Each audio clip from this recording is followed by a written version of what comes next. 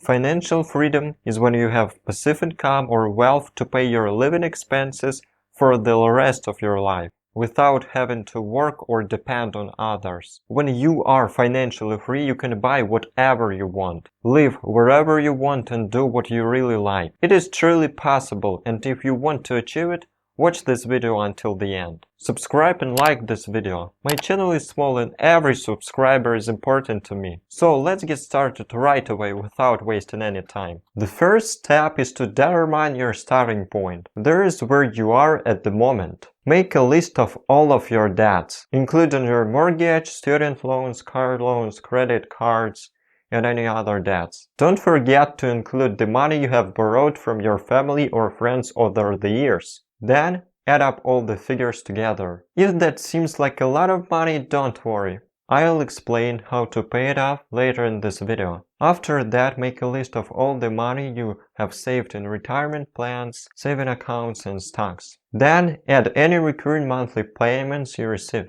such as salary, part-time money, and so on. Budgeting is the first and most important step to the financial freedom. You can track your expenses using an app or spreadsheet, as I do. The important thing is that every dollar has a purpose before you get it. You should make a monthly plan for how you will spend your money. You can always change the amount in these categories if you consistently spend too much or too little money there. This will prevent you from wondering where all of your money went at the end of the month. After you have determined your budget, you should adopt a minimalist lifestyle. That does not imply living on the edge. It simply means learning to distinguish between what you want and what you need. To save more money, you must be self-disciplined and willing to give up some things that you cannot afford to buy right now. Here is an example. Despite his $100 billion net worth, Warren Buffett lives in a 5-bedroom house he purchased for $31,500 66 years ago. In other words, you have to live on less money than you earn. Pay yourself first. This means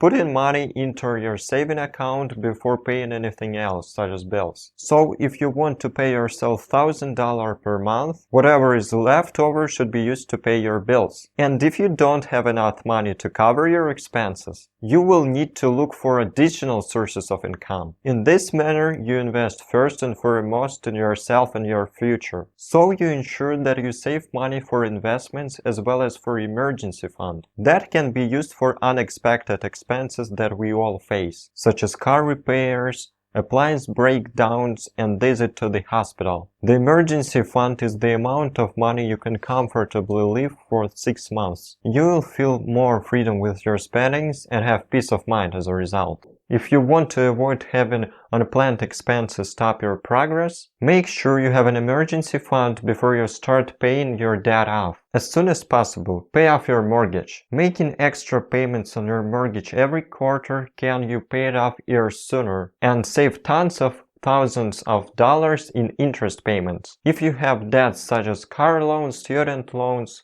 or credit cards, it's time to pay them off, because with them, true financial freedom is impossible. There is 2 basic debt repayment methods: snowball and avalanche. When you snowball, you pay the smallest debt first. When you pay off the debt with the highest interest rate first is an avalanche. You should determine what works best for you. You will be more motivated to pay with a snowball, and you will pay less in interest with an avalanche. If your debt exceeds your salary, you will have to create additional sources of income. When you work a 9-to-5 job, you trade your time for money. This is called active income. You need to generate passive income. This is money that can continue to flow in while you sleep. Dividend stock income is the first and simplest type of passive income. Simply buy stock in companies that pay dividends, such as Verizon and AT&T. The next type of income is rental income, which is money earned from renting out real estate, such as homes, apartments, commercial properties, and storage units. The third source of income is business income. This is money you make from running a business. There are 3 types of businesses. Service-based model, where you provide service to customers like barbers, doctors, mechanics, and so forth. A product-based business in which you sell goods to customers, for example, furniture, clothing, and food. Franchise,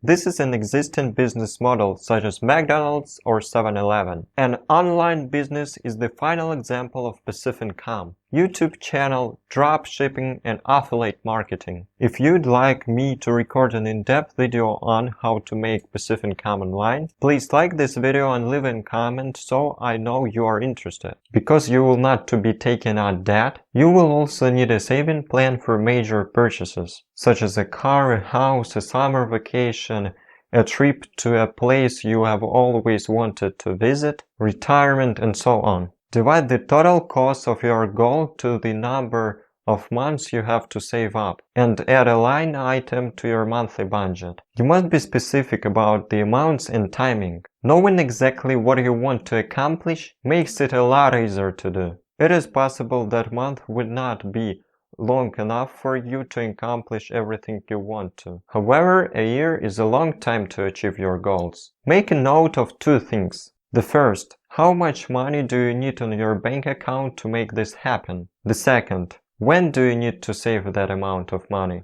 After that, just start saving. You are ready to make long-term investments now that you have established a short-term saving plan. The good news is that the earlier you start investing, the more money you will end up with. This is the power of compounding growth at work. Here is how to get started. Invest 15% of your earnings in retirement accounts like 401k or 403b. The money you invest grows tax-free if you have access to a Roth 401k or Roth IRA. So when you take money out of retirement, you'll not have to pay taxes. But if you have higher than average return, you'll have to invest in stocks yourself. If you start investing $500 per month right now, you'll have about $20 million on your bank account in 30 years. Fortunately, I have a free daily newsletter in which I teach you how to invest. To join, click the link in the description. Thank you so much for watching. Subscribe to the channel, like this video if you enjoyed.